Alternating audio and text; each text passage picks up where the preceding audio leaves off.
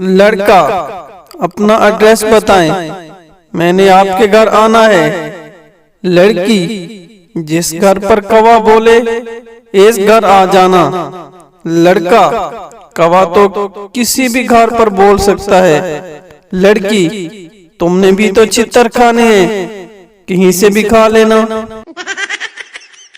मोटी लड़कियां दिल की अच्छी होती हैं, जबकि पतली लड़कियां छुरी की तरह तेज होती हैं।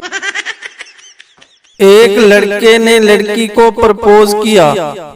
लड़की ने लड़के को खूब मारा, उठाकर मारा, चप्पल से मारा, पत्थरों से पीटा, घसीट कर मारा। लड़का उठा और कपड़े झाड़ कर बोला, तो फिर मैं इनकार ही समझूं। लड़कियां जुराबें भी मैचिंग के साथ पहनती हैं।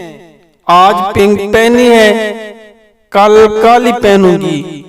और लड़के जुराबें सूंघ कर फैसला करते हैं, अभी 2 दिन और चल जाएंगी।